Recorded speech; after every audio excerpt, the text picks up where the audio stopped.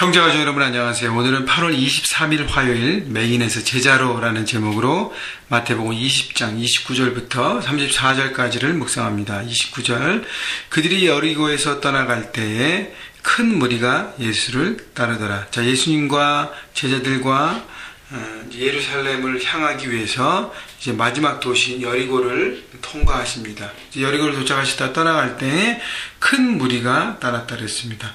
자, 6월절 유대민족의 최대 명절이었던 유월절이 다가왔기 때문에 많은 사람들이 예루살렘으로 향해 있었어요. 그래서 더 많은 무리가 예수님을 따르고 있는 것입니다. 자, 그래서 이 더 많은 큰 무리가 따랐다 그랬는데 이 큰 무리의 관심은 예수님과 함께 예루살렘을 입성하고 예루살렘을 점령하고 로마 세력을 축출하고 정치적인 강력한 메시아가 되기를 아마 기대했던 것 같아요. 그래서 더 많은 사람들이 몰려서 예수님을 바라보고 예수님을 따르고 예수님과 함께 하고 있었던 것 같습니다. 그때에 30절 맹인 두 사람이 길가에 앉았다가 예수께서 지나가신 다음을 듣고 소리질러 이르되 주여 우리를 불쌍히 여기소서 다윗의 자손이여 하니. 자, 두 맹인이 예수님에 대한 소식을 들었어요. 그의 병고침 기적과 이사와 생명을 살리는 그분이 바로 하나님께서 보내주신 구원자 예수가 되신 그 다윗의 자손 메시아가 되심을 그는 믿고 바라봤다는 것입니다. 그래서 지나간다는 소식을 듣고 보지 못하지만 그 소리를 듣고 어떻게 해요? 소리 질러 이르되 주여 우리를 불쌍히 여기소서. 소리 질렀다는 것은 그 모든 장애를 뛰어넘고 예수님을 만나기를 소망했다는 것입니다. 예수님 우리를 불쌍히 여겨주세요. 우리가 구원이 필요합니다. 영원한 삶으로 나가야 하는 것입니다.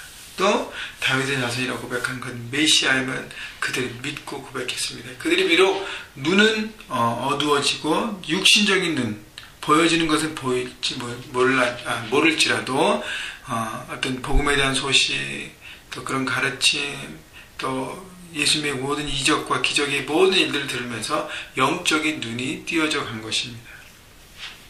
31절 무리가 꾸짖어 잠잠하라 하되 더욱 소리질러 이르되 주여 우리를 불쌍히 여기소서 하소 다윗의 자손이야 하는지라. 무리가 꾸짖어 잠잠했다 그랬습니다. 무리가 왜 이 두 맹인을 꾸짖어서 잠잠하라고 얘기하면서 책망했을까요? 왜냐하면 그들은 높은 권세, 파워를 바라보고 예루살렘을 점령하고 놀라운 무슨 하나님의 왕국을 건설하는 어떤 큰 포부를 결국 뭐예요? 하나님 나라는 세상적인 시각과 관점으로 그들은 적용한 것입니다. 그래서 그것만 관심이 있었는데 남루한 초라한 두 맹인이 그 길을 잠시 멈추게 하니까 그게 너무 귀찮았던 거예요. 우리는 크고 높고 화려한 걸 바라보는데 초라한 사람들 두 사람이 그들의 길을 막고 있기 때문에 그들을 꾸짖어서 그들을 책망했다는 것이죠. 조용해. 지금 우리가 뭘 해야 하는데 왜 너까지 것들이 지금 이렇게 우리를 잠시 막고 있어라고 하는 그런 뉘앙스인 것이죠.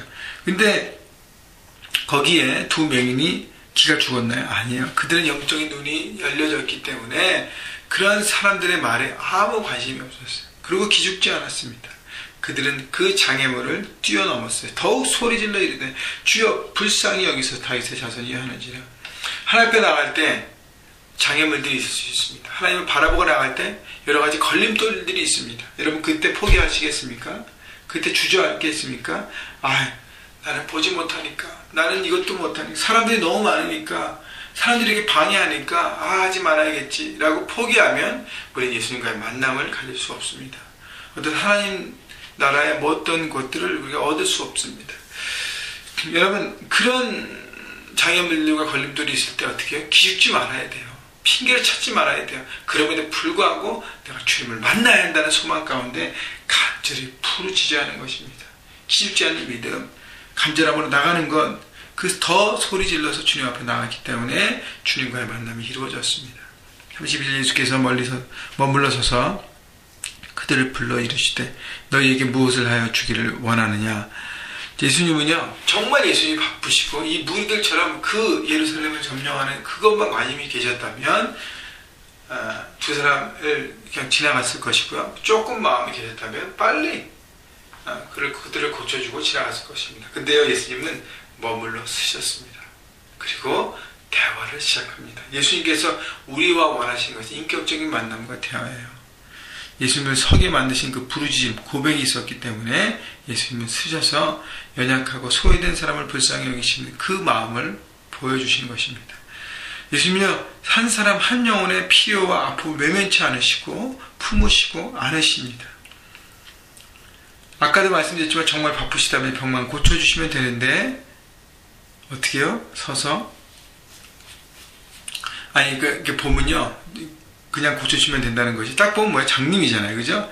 그러나 중심의 고백, 한 영혼 한 영혼에 인격적으로 다가오시는 그분이 대화를 통해서 그 영혼의 중심의 변화를 기대하시고 바라보셨다는 것이에요. 그래서 너에게 무엇을 원하여 주기를 원하느냐? 다시 얘기하면 내 삶에 지금 무엇이 가장 어려운 장애물이고, 그리고 무엇을 지금 추구하고 있는가를 바라보시는 것입니다. 33절 이르되 주여 우리의 눈 뜨기를 원하나이다.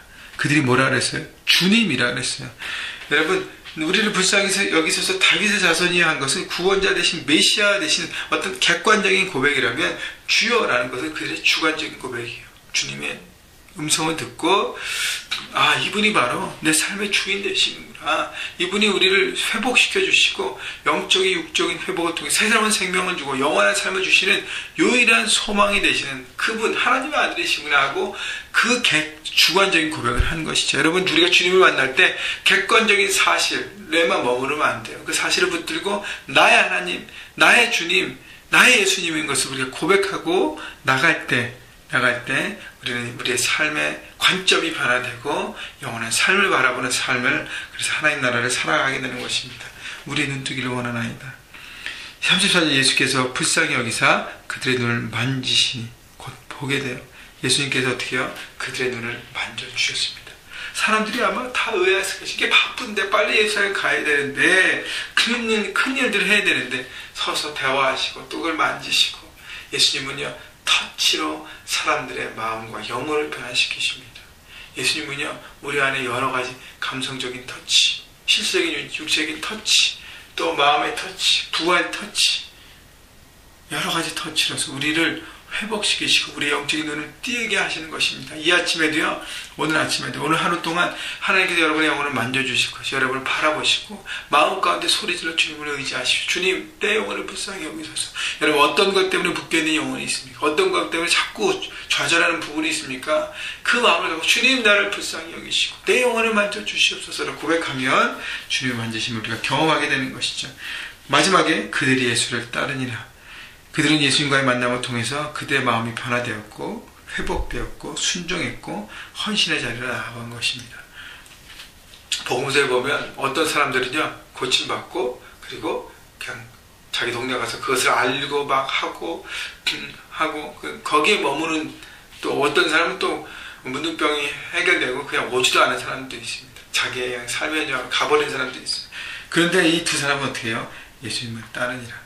오늘 본문에서 제목처럼 맹인이었지만 그들이 제자로 변했습니다. 하나님을 따르는 사람, 여러분 하나님 나라를 살아가는 삶으로 삶이 바뀌었다는 것입니다. 여러분 은혜를 받으면요, 여러분 우리 헌신의 자리로 나갈 수밖에 없습니다. 그렇게 나가야 하는 것입니다. 은혜를 받고 머무르면 여러분 이기적인 사람이 될 수밖에 없어요. 은혜를 받으면 은혜를 나누는 자리, 은혜를 더 큰 은혜를 사모하고 그것을 통해서 하나님을 바라보고 하나님 앞에 드리는 삶으로 우리가 되어져야 하는 것입니다. 여러분, 하나님께서 오늘 여러분의 영혼을 오늘도 만져주실 것을 기대합니다. 여러분 묶여있는 것들이 있다면 주님 앞에 고백하십시오. 만져주실 것입니다. 주님이 대화를 요구하십니다. 그래서 클리큐티 묵상이 너무 귀한 것입니다. 하나님 앞에 고백하십시오.